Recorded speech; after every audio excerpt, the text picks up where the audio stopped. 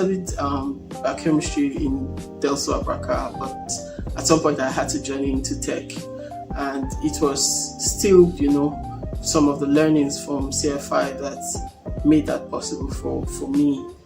Because in CFI, I think I handled about 3-4 positions, and so I had to reinvent myself all the time. So at some point I was evangelism secretary, at another point I was foundation school principal, and then pastor in charge of fellowship coordination.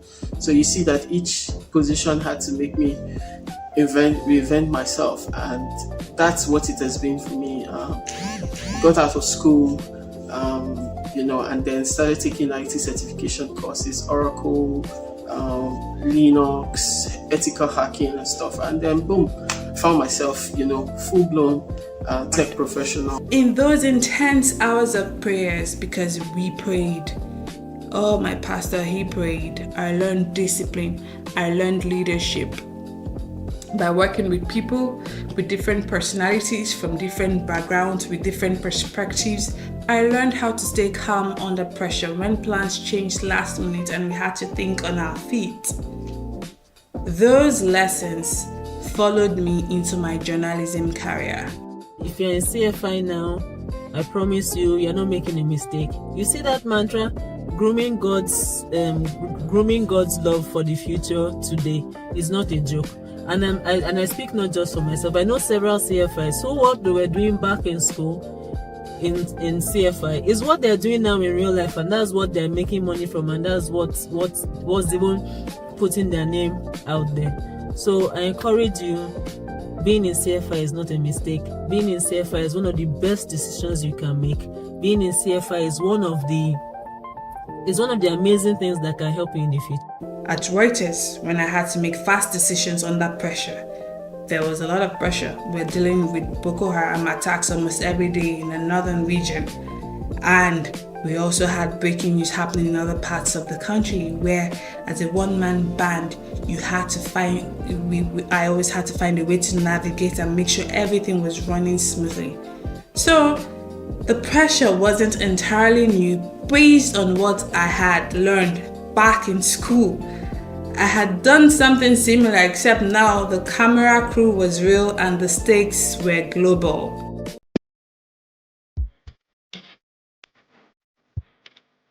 CFI showed us that it was possible to be anything. And today, in the places where I work and the things I do, everybody just identifies that spirit of excellence to say, if you give this man, if this thing is hard and you give it to this man, it can be done. Because that essentially that was what CFI was about. We didn't see anything too difficult to be done. We just did it anyway. When there was no money, when it seemed like the people were not even willing or something, we just had to get it done. So I'm speaking to you now to encourage you. It doesn't matter how inconvenient that situation might be right now. You can embrace it and learn from it, because excellence is in you. You just have to bring it out. And finally, I just want to share this one because I'm excited about this one, super excited about it. The wonderful person that was there to assist me as choir director in CFI Unio and 2-time Sec-Gen happens to be today my beautiful wife, who has blessed me with 2 awesome daughters. Clap for Jesus!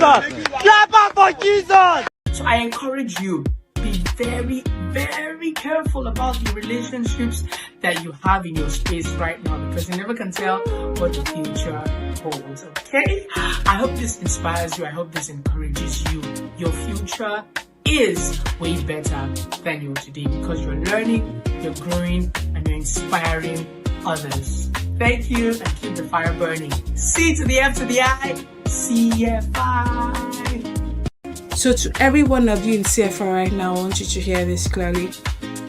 You may be like, you're just organizing or handling small responsibilities, but this is bigger than you think. I was never the president or vice or general secretary. I worked quietly behind the scenes, and funnily enough, that's exactly what I'm doing in my career right now. I am not in front of the screen. What you're learning is more spiritual discipline. It's more than spiritual discipline. You're learning strategy. You're learning excellence, administration, and servant leadership. CFI has been a huge family. Even coming to Canada, even in Abuja, with the way we rally around each other, I'm not married to a CFI, but he has come to respect CFI so much because he sees how much love we have for each other and how we show up for each other. So you see this thing called CFI, Christian Fellowship International, to the bone. It's not a joke, and I encourage you to keep at it and don't give up. Bye. So please stay faithful in this season. Stay faithful to God and stay faithful to yourself. You owe it to your future. You owe it to your generation. People are counting on your obedience now. Be diligent with the little you've been entrusted with. No matter the job I was doing or the peanuts I was earning, I put my heart into the work. And that heart that I put into work took me to even greater places. So don't look down on small moments. They're shaping you for places your feet haven't even touched yet. You're not just part of a fellowship, you're being raised for influence. So take the training seriously. Stay rooted in Christ. Stay rooted in Christ. Don't serve for applause. Serve for God. Serve from your heart. Serve with purpose. If you fail, if you fall, get up, learn to rise up quickly and keep on moving. Because one day you will look back and realize, like me, that CFI was where it all began. God bless you. I am rooting for you.